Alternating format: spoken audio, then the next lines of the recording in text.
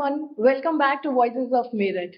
A new Saturday and a new very interesting guest here with us to tell you about what is happening in and around Meerut. So, hello sir, welcome to our podcast. आपका introduction मैं जरूरी नहीं भी नहीं समझती कि दूं because I think Meerut में हर जना आपके थ्रू पढ़ा ही होगा. So mister Paramvir Singla sir, a name in chemistry, welcome to our podcast. Thank you. First of all आपने मुझे अपने पॉडकास्ट के लिए बुलाया, इसके लिए मुझे बहुत अच्छा लगा और आपके इन प्रयासों को देखकर मुझे बहुत अच्छा लग रहा है. सर, जब से मुझे तो लग रहा है हम पैदा हुए हैं या उससे पहले से भी, आई थिंक 30 इयर्स से तो ज्यादा हो गए आपको केमिस्ट्री पढ़ाते हुए. मोर देन 30 इयर्स सिंस 1995 में पढ़ा. ऑफिशियली 95 से पढ़ा रहा. पढ़ा तो मैं उससे पहले भी रहा था, बट ऑफिशियली 95 से पढ़ा रहा. सर वैसे सब मैंने जैसे बोला, शहर में जितने लोग कहीं भी किसी कॉम्पिटिटिव एग्जाम में निकले होंगे तो केमिस्ट्री ऐसी चीज है हम सबने आपसे पढ़ी है. एक तो मैं बहुत ही ग्रेटफुल मानती हूँ कि आप अपने स्टूडेंट के पॉडकास्ट पे आए और आप अपनी वैल्यूएबल नॉलेज देना चाहते हैं कि यहाँ तक कैसे पहुंचे. मेरा खुद मन था कि मैं आपके पॉडकास्ट पे आऊं और मैं सब कुछ बताऊं कि मेरी लाइफ की जर्नी कैसी रही या मेरे स्टूडेंट्स की जर्नी कैसी रही. क्या पता मेरे इस पॉडकास्ट से अगर एक भी मोटिवेट होता है या किसी एक को भी बेनिफिट मिलता है तो मुझे लगता है कि मेरा जो एक टारगेट था, जो मैं पॉडकास्ट करने का मेरा टारगेट था, वो पूरा हो गया. बेसिकली मेरी जो पढ़ाने की जर्नी थी वो मेरी घर से स्टार्ट हो गई थी. मेरी 2 छोटी बहनें थी, उनको पढ़ाना. वो आज डॉक्टर हैं, दोनों डॉक्टर हैं, और उनको पढ़ाते पढ़ाते फिर अपने क्लासमेट्स को खुद पढ़ाना, अपने आसपास रहने वाले लोगों को पढ़ाना, अपने से बड़ी एज के लोगों को पढ़ाना, या लोगों का मुझ पर कॉन्फिडेंस होना. मतलब मेरी बड़ी दीदी मुझसे 2 साल बड़ी थी और उनका इतना कॉन्फिडेंस था कि वो मेरे को अपनी बुक दे दिया करती थी कि इसको पढ़ लो और फिर मुझे समझाओ. इतना कॉन्फिडेंस जो मेरी फैमिली ने मुझको दिया, उसने मेरे को बहुत मोटिवेट रखा. कभी भी मैं डाउन हुआ तो हमेशा एक बात मुझे याद आती रही कि मेरी फैमिली ने मुझे हमेशा कहा कि तुम कुछ भी कर सकते हो, ऐसी कोई प्रॉब्लम नहीं जिसका तुम्हारे पास सॉल्यूशन नहीं है. इस लाइन ने मेरे को हर वक्त मुझे संभाला. सर ये तो हम जितने भी अपने लोगों से बात करते हैं सब फैमिली इंपॉर्टेंस की बात बहुत ज्यादा करते हैं कि एक बैक होती है या लोग मोटिवेट करने के लिए पीछे से होते हैं तो आदमी को वो और होता है कि हाँ भाई मैं और अच्छा कर सकता हूँ. तो आपके हिसाब से ये भी एक अच्छा खासा फैक्टर रहा यहाँ तक आने के लिए? ये एक बहुत बड़ा फैक्टर रहा. अगर मेरे को फैमिली सपोर्ट नहीं करती, क्योंकि जब मैंने पढ़ाना शुरू किया था तो कुछ लोगों ने इसके लिए नेगेटिव बोला, किसी ने पॉजिटिव बोला. क्योंकि मैंने पीसीएस प्री क्वालिफाई कर लिया था तो लोगों ने कहा कि आप अपनी जर्नी उस तरफ ले जाओ और आप कर सकते हो. बट इन बिटवीन मैंने जब पढ़ाना शुरू किया, मेरे स्टूडेंट्स का एप्रिसिएशन, मेरे स्टूडेंट्स का रिजल्ट, और जब वो कामयाब होते थे उनकी खुशी देखकर, उनके परिवारों की खुशी देखकर मैं और मोटिवेट होता चला गया. कि मतलब मुझे लगा कि केमिस्ट्री जो है एक वैसे तो मेरा फेवरेट सब्जेक्ट मेरी स्टूडेंट लाइफ में फर्स्ट नंबर पे फिजिक्स था, सेकंड नंबर पे मैथ था. पढ़ाना मैंने केमिस्ट्री क्यों स्टार्ट किया, ये भी एक बहुत बड़ी वजह थी.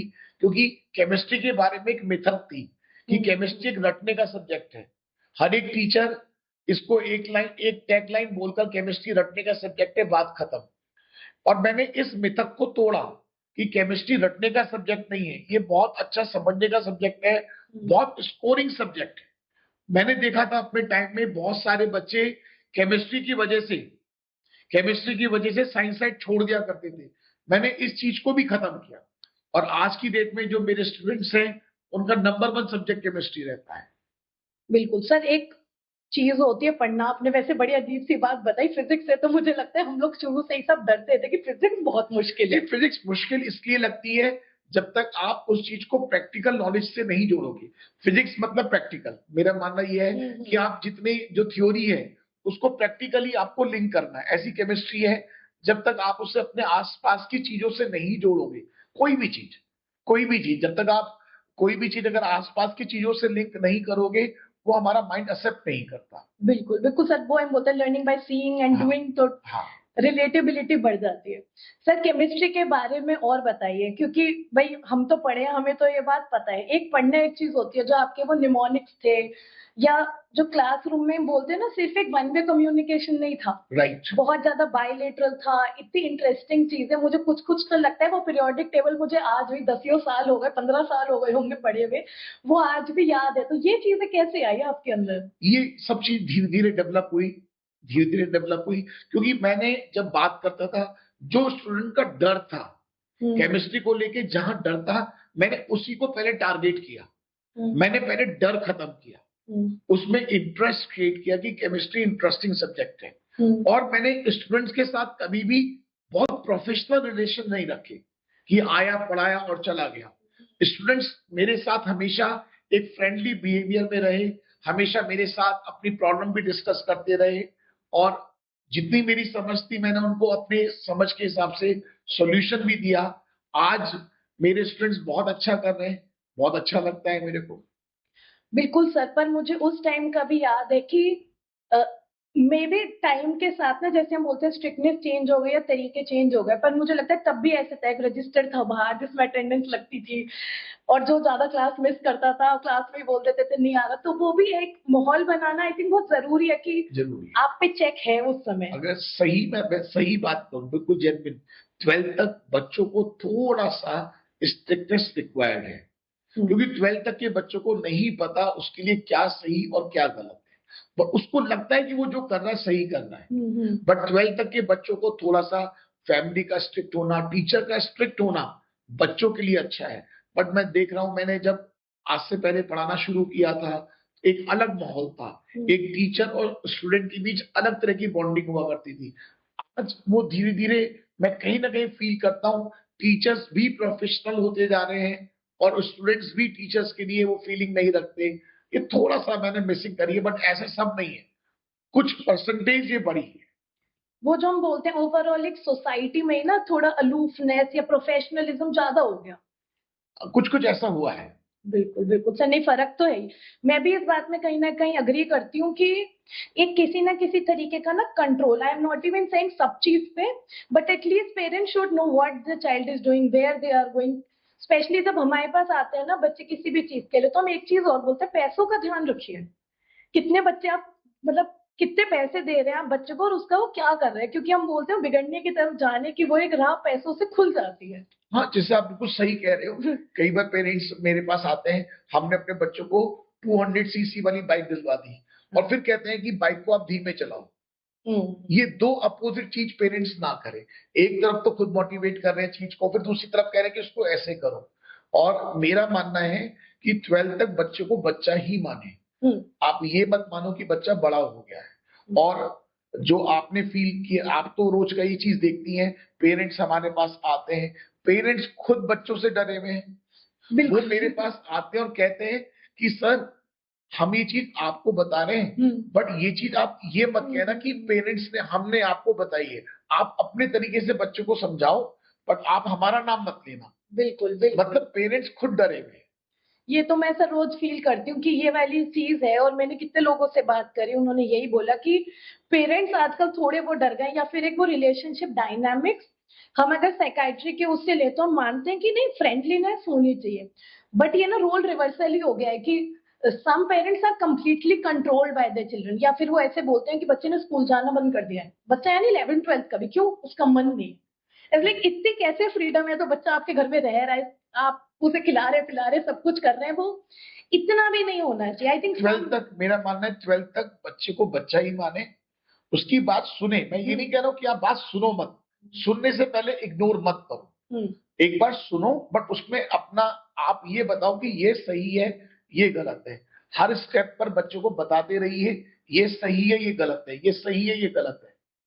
आप उससे आजकल 24 घंटे पिंचिंग मत करो, बट दिन में एक बार बोलो कि ये जो कर रहे हो ये सही नहीं है, इसका रिजल्ट अच्छा नहीं होगा, और उसको आप फिर बच्चा धीरे धीरे समझने लगता है कि ये चीज सही नहीं है।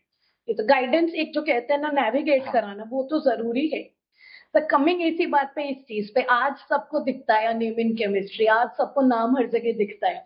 आई एम श्योर स्टार्टिंग ऐसी नहीं होती है फॉर एवरीबडी, तो मुझे वो स्टार्टिंग के डेज बताइए, शुरुआत कहाँ से करें? शुरुआत मेरी बहुत ज्यादा बेसिक से हुई, बहुत बेसिक से। मैंने 95 में जब पढ़ाना शुरू किया तो सबसे पहली बात तो मेरे में और स्टूडेंट्स की एज में डिफरेंस नहीं था। मतलब मुश्किल से 1-2 साल का अंतर हुआ करता था। यही नहीं पता चलता था कि कौन सर है और कौन टीचर है। मतलब मेरे में और स्टूडेंट्स में कोई एज गैप था ही नहीं। तो बड़ा मुश्किल होता था मेरे लिए। मैं कई बार ये सोचकर परेशान भी होता था। तो मैंने अपनी मदर से एक बार कहा कि मैं मम्मी थोड़ा सा ये अजीब सा लगता है, मैं डिमोटिवेट होता हूँ उस बात से। तो मम्मी ने फिर एक एग्जाम्पल दिया कि जब रामचंद्र जी और लक्ष्मण जी जब लंका दहन करके आए थे तो किसी को यकीन नहीं हुआ। वो एक मासूम से कोमल से राजकुमार थे। ये तुम्हारे को अपनी एज को देखकर, अपने सॉफ्ट बिहेवियर को देखकर कभी मत सोचो कि आप कुछ कर नहीं सकते। आप अपना कर्म करते रहिए। अगर आप सही कर रहे हो तो अल्टीमेटली वो सही होगा। बिल्कुल सर, ये तो आपने वाली बात बोली जो मैं आजकल फील करती हूँ, क्योंकि मुझे बहुत फ्रीक्वेंटली पेशेंट बोल जाते हैं आपकी तो हमारी एज बराबर ही है। आई सेड एज बराबर से आप मत जाइए, आप ये देखिए 10 साल से मैं यही काम कर रही हूँ। हाँ। तो उसमें मेरी एज ज्यादा हो जाती है। ऑब्वियसली एक्सपर्टीज की चीज है ये तो। मेरा जो रूटीन रहा लाइफ में, कई बार कहते हैं कि ये चीज मैं आपको लाइफ में बता रहा हूँ, ये मेरा लाइफ का पर्सनल एक्सपीरियंस है। कभी भी कुछ गिफ्टेड नहीं होता। लाइफ में आपको कुछ भी पाने के लिए उसकी कीमत देनी है। हर चीज वो किस्मत की बात है कि आपने ज्यादा कीमत दी, कम मिला, कम कीमत दी, ज्यादा मिला, बट कीमत आपको देनी पड़ती है। मैंने अपनी जिस टाइम पर बहुत लोग घूमते थे, फिरते थे, एंजॉय करते थे, मैंने उस टाइम पर करना शुरू कर दिया था। मेरा रूटीन सुबह 6 बजे, 6 AM, मॉर्निंग 6 AM स्टार्ट होता था। नॉन स्टॉप 12 बजे तक बैच पढ़ाता था। 12:30 बजे लंच करता था। फिर 2 बजे से रात के 9:30 बजे तक नॉन स्टॉप मेरे बैच चलते। घर पे आया, 10 बजे तक खाना डिनर किया, उसके बाद 2 घंटे स्टडी करी, फिर सुबह 5 बजे उठ के फिर चल दी। और लाइफ में कई वीक मेरे ऐसे थे कि मैं बिस्तर पे लेटा ही नहीं। मैं अपनी टेबल पे पढ़ता पढ़ता सो गया अपनी चेयर पर, और फिर वहीं से उठा और चल दिया। मतलब ये चीज किसी को नहीं दिखता। सबको दिखता है कि हाँ, आज मैं जहां पर हूं शायद किस्मत मेरी अच्छी रहेगी। नो डाउट, हर एक का अपना एक पार्ट होता है, बट फिर भी उसके पीछे आपका वर्क भी होता है। मतलब भगवान भी उसी की मदद करेगा जो कोशिश करेगा। अगर आप ये सोचो कि सारा गेम लक का है, तो लक अपना काम करता है, आपकी मेहनत अपना काम करती है, और दोनों का जब प्रॉपर कॉम्बिनेशन होता है तो आपका रिजल्ट अलग होता है। बिल्कुल सर, मैं बहुत पता नहीं अब ये बात सही है कि नहीं है, पर बहुत कम एज में एक चीज मुझे रियलाइज हुई कि hard work beats luck any day. कि ऑब्वियसली लक भगवान जी ने जिसके लिए जैसा लिखा है वो होना है, but every day we put in that effort, तो कहीं ना कहीं वो किसी एज में, किसी समय में रिफ्लेक्ट होगा। मेन बात क्या, लक हमारे हाथ में नहीं है। उसको तो उस पे तो हम भरोसे बैठ नहीं सकते ना। हम एटलीस्ट अपना कर्म करते रहे, बाकी देखा जाएगा। कल ये ना हो कि भगवान ने कहा कि आपको मौका दिया था, आपने कोशिश ही नहीं करी। ये चीज है। बिल्कुल। और सर स्पेशली जैसे आपकी लाइन है, टीचिंग लाइन में हम बोलते हैं, बहुत प्रोलॉन्ग खड़े रहने का काम था हमने देखा। और ये भी नहीं आप बैठ के पढ़ाते थे, आप एक जगह खड़े होके भी नहीं पढ़ाते, आप तो मूव कर करके इंटरेक्शन, जैसे मैंने बोला, बहुत बायलेटरल पढ़ाते थे। मेरी क्लास बहुत इंटरेक्टिव हमेशा से रही है। मतलब मेरा स्टूडेंट जो है वो कभी फील ही नहीं करेगा कि वो 100 लोगों में बैठ के पढ़ रहा है या 50 लोगों में बैठ के पढ़ रहा है। उसको ऐसा महसूस होगा कि सर मेरे को 1 to 1 पढ़ा रहे हैं। वो कॉपी पे क्या लिख रहा है वो मुझको बहुत दूर से दिख जाता था। वो क्या सोच रहा है मैं उसकी फेस रीडिंग करके समझ जाता वो क्या सोच रहा है। ये गॉड गिफ्टेड मुझको था। मैं फेस रीडिंग करके समझ जाता था कि बच्चे के दिल में क्या चल रहा है। बिल्कुल। तो सर बहुत दिन ऐसे हुए होंगे हाथ पैर दर्द हो जाते हैं, उठा नहीं जा रहा, फिर भी जाना पड़ता है। मैंने कहा ना कि लाइफ में ऐसा टाइम रहा, चिकनगुनिया फीवर चल रहा है और हाई ग्रेड फीवर चल रहा है, नेक्स्ट डे आपको क्लास लेनी है, क्योंकि आपने एक ऐसा प्रोफेशन चुना है, इसमें ज्यादा एक्सक्यूज आप दे नहीं सकते। ये प्रोफेशन ऐसा है कि ये रेगुलरिटी और कंसिस्टेंट मांगता है। और मेरा एक लाइफ का स्लोगन है कि कछुआ कल भी जीतता था, आज भी जीतता है, कल भी जीतेगा। इसका मतलब बहुत वाइड है, ये लाइन नहीं है। मतलब आप कुछ भी करो, करते रहो, करते रहो, करते रहो, कभी ना कभी आपको रिजल्ट आएगा। डेफिनेटली रिजल्ट आएगा, इस बात की मैं एश्योरेंस आपको दे सकता हूँ। बिल्कुल। तो सर ऑब्वियसली एक स्टूडेंट्स की सक्सेस एक ही मोटिवेशन है, अपना अंदर से बहुत एक पुश होता है, पर वो जो वीक वाले डेज हैं जिस दिन लगता है आज नहीं करो या फिजिकल हेल्थ ठीक नहीं है, कई बार होता है क्योंकि आप तो वन मैन आर्मी है, आपकी जगह दूसरा खड़े होके नहीं पढ़ा सकता। जैसे हम कहते हैं हमारी जगह दूसरा जना बैठ के मरीज नहीं देख सकता, बिजनेस नहीं है ना, हमारा तो सर्विस प्रोफेशन है। तो उन दिनों में क्या मोटिवेटिंग वो फैक्टर रहा कि आज नहीं यार जाना है ही काम पे? करना है, मतलब एक्सक्यूज नहीं। मतलब मेरा मानना है कि आप जब भी एक्सक्यूज दोगे तभी आप पीछे हो जाओगे। लाइफ में नो एक्सक्यूज, क्योंकि आप कभी भी कभी भी आपने जिस काम के लिए एक्सक्यूज करा होगा उस काम में आप पीछे हो गए। आप एक्सक्यूज मत दो। अगर पॉसिबल है तो करो, नहीं पॉसिबल है तो बात अलग है। सर तो दोनों चीज hard work, consistency and time, right, उसका तो खेल है। सर आपने बोला जैसे मदर ने आपको ये चीजें बताई, फैमिली, हम तो बात बोलते ही हैं इस बारे में, कितना आपको लगता है कि ये इंस्पिरेशन या ये motivation, this is support coming from the family plays a very big role? नहीं, आप ये समझ लो कि एक बीज को पौधा बनना है, उसको फिर पेड़ बनना है, उसको वट वृक्ष बनना है, बहुत बड़ा पेड़ बनना है। अगर आपको कहीं ना कहीं सपोर्ट नहीं होगी, एक बार मेरे मन में एक ख्याल आया और कि मतलब अगर मैं फैमिली से हट जाऊं तो शायद मैं और ग्रो कर सकता हूँ। कई बार लगता है ना कि चीजें आपको बांधती हैं, फैमिली के जो रिलेशंस होते हैं आपको बांधते हैं, आप ग्रो नहीं हो पाते। बट उसमें फिर मेरे को याद आया कि वो जो ग्रोथ होती है ना, वो आपको टाइमिंग तो थोड़ी ज्यादा मिलेगी पर वो सब बिखर जाता है बाद में कुछ, क्योंकि फैमिली जो होती है आपको बांध के रखती है, आपको गलत रास्ते पे नहीं जाने देती। जो बोलते हैं if you want to go far and high तो you can not go alone, you need this people to be go. Family तो चाहिए, मतलब कोई आपको बोल सके कि आप सही हो आप गलत हो। फैमिली का मतलब कि कुछ ना कुछ आपको बोले कि मतलब आप सही हो आप गलत हो। सही बात है। और सर बाहर तो किसी की ना आदमी सुनता ना इतनी हिम्मत होती है, फैमिली है तो गलत बात को गलत कह भी सकती है। राइट, और बुरा भी लगेगा फिर भी सुनते तो नहीं। हाँ राइट राइट, सही कह रहे हो आप। बिल्कुल। सर ये जैसे फैमिली से लर्निंग्स आई सारी, आपको कितना लगा कि मैंने कितनी आगे इम्प्लीमेंट अपनी फैमिली के साथ ये मैं कर पाता हूँ अब? कोशिश तो रही है। मेरे फादर एक बहुत ईमानदार लॉयर रहे हैं और मुझे अच्छा लगता है कि उन्होंने ईमानदारी से काम किया लाइफ में। बहुत ज्यादा पैसा तो नहीं बट एक मॉरल्स हमको दिए, हमें मॉरल्स दिए, वो मॉरल्स हमें लाइफ में आज भी काम करते हैं। और इसका मुझे एक अच्छा लगता है, मुझे रिवॉर्ड लगता है कि मैं किसी के साथ भी काम करना चाहूं, हर एक आदमी मेरे साथ काम करना चाहता है। मतलब मुझे श्रूड नहीं बनाया, मुझे मतलब ऐसा नहीं बनाया कि कनिंग, जिसे कहते इंटेलिजेंट तो बनाया बट कनिंग नहीं बनाया, और कनिंग होना भी नहीं चाहिए, ओवर स्मार्ट नहीं बनाया। मेरी फैमिली ने हमेशा जैसे हो वैसे रहो, ठीक है, कोई आदमी पसंद नहीं आ रहा, कीप डिस्टेंस। बिल्कुल। पर सर जैसे स्टार्टिंग से कई बार जब लोग काम शुरू करते हैं और आगे जाते हैं, आपकी तरह एक बहुत बड़ा नाम हो जाता है, हाउ कम वो एरोगेंस नहीं आई, मतलब वो कैसे कंट्रोल करी? कई बार लोग, स्पेशली मैं तो बोलूंगी जो फर्स्ट जनरेशन लोग काम एकदम करना शुरू करते हैं, बूस्ट होता है, बहुत लोगों को शुरू में बहुत सक्सेस एकदम मिलती है, तो वो तो कहते हैं ना सक्सेस सर पे चढ़ जाती है कि अपने आप को आदमी ऐसा समझने लगता है, वो कैसे कंट्रोल में रखा जाता है? आप बिल्कुल सही कह रहे हो, क्योंकि मैंने बहुत कम टाइम में बहुत अच्छा पैसा अर्न करना शुरू कर दिया था। मेरी जो यात्रा स्टार्ट हुई थी, मैं साइकिल पे जाता था, फिर सेकेंड हैंड स्कूटर, फिर बाइक, फिर second hand car, second hand car के बाद फिर न्यू कार, फिर दूसरी कार, फिर तीसरी कार। वो एक जर्नी थी, बट मैं पैर हमेशा जमीन पे रखे, मैंने पैर हमेशा जमीन पे रखे, क्योंकि मैंने जानता हूं कि ये सब चीजें बहुत मायने नहीं रखती। मैंने कभी भी किसी भी चीज को बहुत ज्यादा सर पे चढ़ने नहीं दिया, क्योंकि मैंने देखा है मुझे वो लोग पसंद नहीं जिनमें पैसे का गुरूर होता है। गुरूर वाले लोग मैंने कभी पसंद नहीं किए, जो मुझे पसंद नहीं तो वो चीज मैं करना पसंद करता भी नहीं। क्योंकि ये भी बहुत बड़ी एक चीज होती है कि जब आप एक किसी भी चीज में एक मुकाम पे पहुंच जाओ, ग्राउंडेड रहना।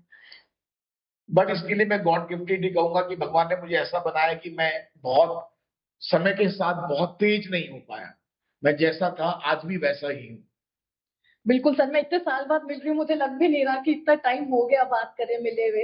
एंड ऑब्वियसली हर टाइम के साथ, एज के साथ काम और नाम तो बढ़ता ही है। हाँ हाँ, पर ये एक आई थिंक जो यंगर जनरेशन को और समझने की चीज है कि कंसिस्टेंसी हार्डवर्क के साथ you have to keep your foot on the ground still, उड़ना नहीं है। हाँ, जो आप कह रहे हो ना कि आज की डेट में जो मैं प्रॉब्लम फील कर रहा हूँ, जो नई जनरेशन आ रही है, उसको लगता है कि हर चीज का शॉर्टकट है। हम्म।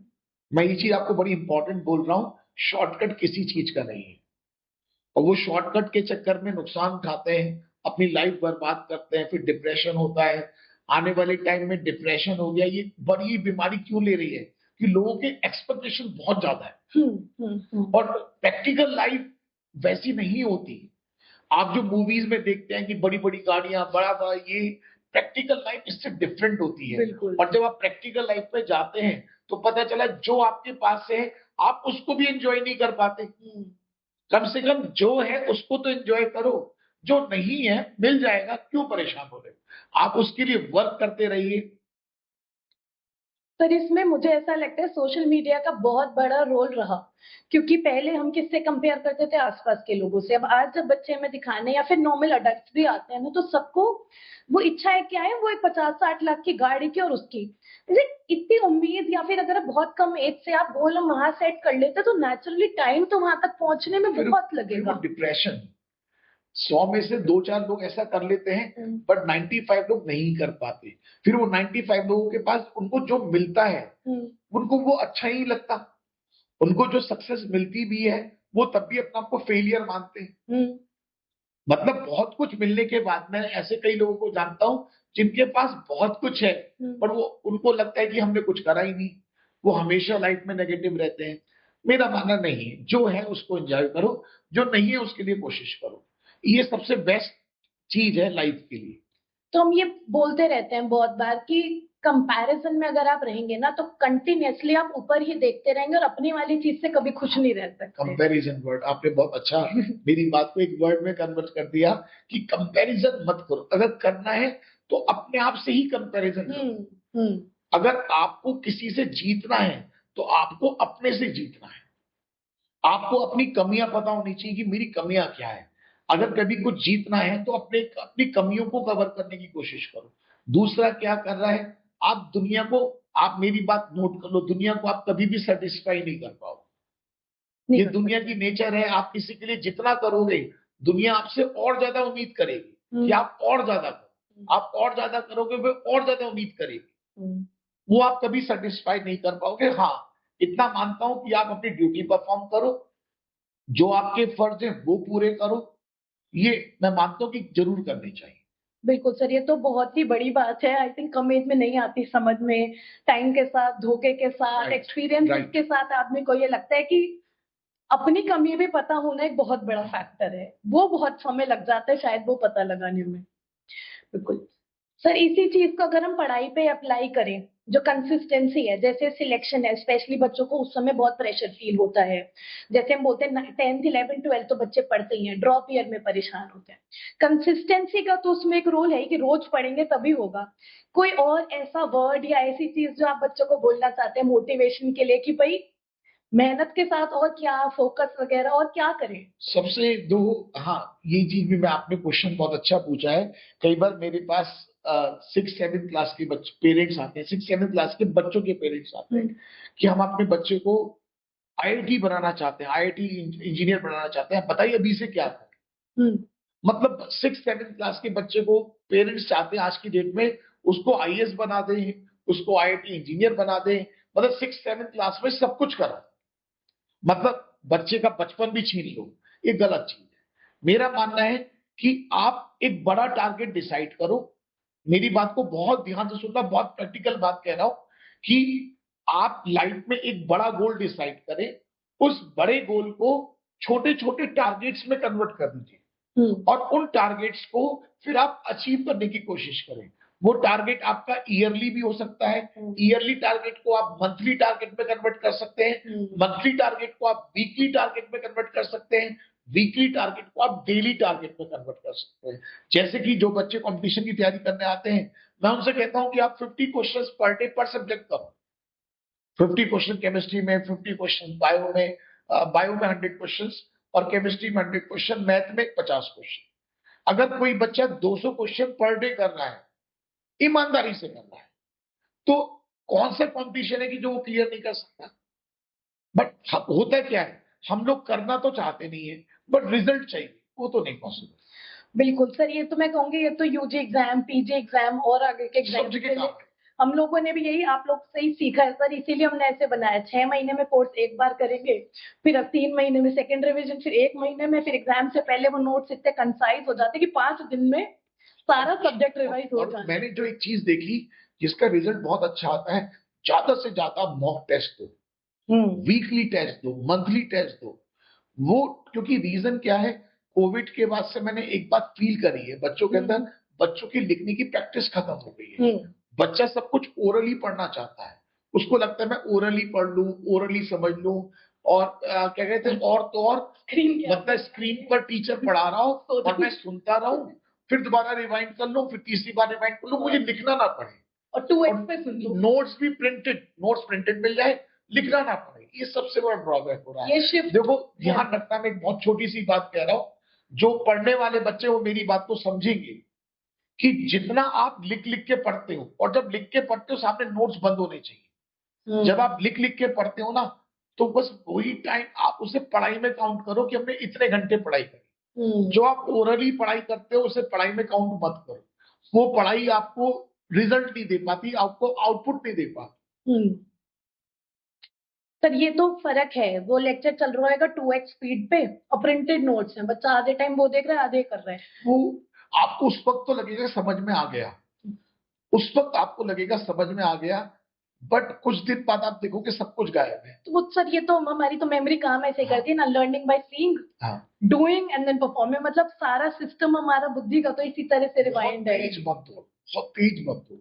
मैंने कहा ना, कछुआ कल भी जीतता था, आज भी जीतता है और कल भी जीतेगा। ये कोई मेरी सुनी सुनाई लाइन नहीं है, ये मैंने लाइफ में आजमाया है, इस चीज को मैंने देखा है, इस चीज को मैंने प्रैक्टिकली यूज किया है, इसका फायदा मिलता है। आप ये नहीं कि एक दिन में 14 घंटे पढ़ लिए फिर 10 दिन बिल्कुल पढ़ाई जीरो कर दी। होता यही है, बच्चा टाइम टेबल बनाता है, 1 वीक फॉलो करता है, फिर 1 महीना खराब कर देता है, वही खरगोश वाली गलती।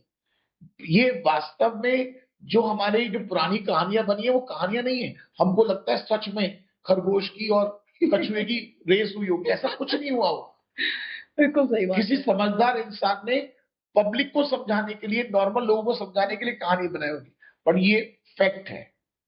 पर मैं इस तरीके से समझाने की कोशिश करती हूँ, जैसे जब भी कोई काउंसलिंग है उसके लिए आता है कि ये स्प्रिंट नहीं है, मैराथन है।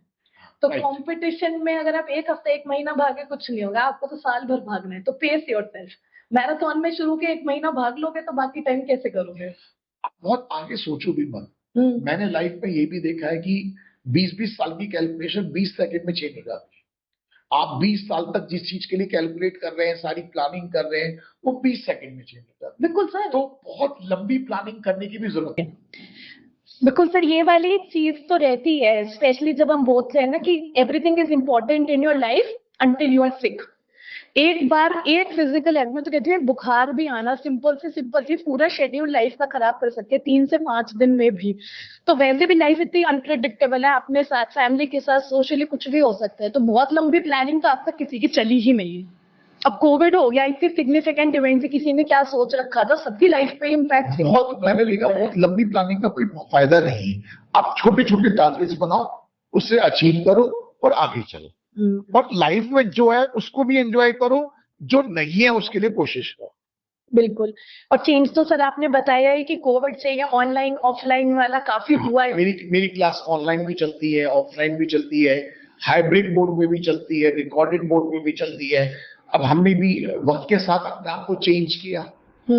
हमने भी वक्त के साथ, ये नहीं कि हम स्टबर्न रहे। लाइफ में स्टबर्न होना भी गलत है। तो जो जिस समय जो ट्रेंड है, या फिर जो अब बच्चों की रिक्वायरमेंट हो गई ना कि अब घर पे बैठ के करना है, तो वो तो सबको नेचुरली चेंज करना ही पड़ेगा उसके हिसाब से। पर सर अगर आज भी आपसे प्रेफरेंस पूछे तो आप क्या बोलेंगे पढ़ाने की? देखिए, ऑफलाइन ऑनलाइन में वीक बच्चा नहीं पढ़ सकता। क्योंकि जो बच्चा वीक से मतलब, देखो हमें क्लास में ऑफलाइन में दिन में भी कहीं 5-6 बार टोकना पड़ता है, सीधे बैठो, मेरी बात को ध्यान से सुनो, अच्छा बताओ मैंने लास्ट लाइन क्या थी मेरी, जो मैंने लास्ट लाइन बोली सुनाओ उसको, तो बच्चा अटेंटिव रहता है। ये बात तो फील करता हूँ कि हाँ, बट मैंने कोशिश करी है, जो बच्चे मेरे ऑनलाइन पढ़ रहे हैं वो भी काफी इंटरेक्टिव होके पढ़ते हैं, उनकी क्लास भी बहुत, उनको लगता ही नहीं कि वो ग्रुप में पढ़ रहे हैं, ऑनलाइन पढ़ रहे हैं, उनको भी मैं काफी इंटरेक्टिव ही पढ़ा। और मुझे लगता है थोड़ा सा एक ऑफलाइन में एक कॉम्पिटिटिव एटमॉस्फेयर, यानी कि घर पे अगर मैं पढ़ रही हूँ मुझे लगेगा मुझे सकाता ही है, वहां 10 बच्चे अगर आंसर कर रहे हैं और मैं नहीं कर पा रही तो मुझे लगता है ना और बच्चे मुझसे ज्यादा पढ़ रहे हैं। यही मॉक टेस्ट वाली आपकी बात है, जैसे टेस्ट नहीं जब तो तक लिख के प्रैक्टिस नहीं करोगे कुछ नहीं हो, पता ही नहीं चलेगा हम स्टैंड का करते हैं। टेस्ट देना भी इसीलिए बहुत ज्यादा जरूरी है। बिल्कुल सर। अब एक क्लोजिंग रिमार्क सर, आपके हिसाब से जैसे सब मेन जो हमारा पॉडकास्ट का मोटिव था यही कि हमें सबको लगता है दिल्ली जाके कुछ हो जाएगा, ऐसा नहीं है। मेरठ में इतनी फैसिलिटीज है, मेरठ में हर चीज हो सकती है। आपके हिसाब से फ्यूचर ऑफ एजुकेशन मेरठ में क्या हो? मुझे लगता है आने वाले टाइम में मेरठ जो है कोटा कोटा बन जाएगा। अब आपको सुन के लगेगा कि ऐसी बात कह रहा हूं, अब देखिए हमारे मेरठ के अंदर metro rapid rapid train active हो रही है, और रैपिड ट्रेन के एक्टिव होने से दिल्ली और मेरठ के बीच की डिस्टेंस ऑलमोस्ट ना के बराबर है ना।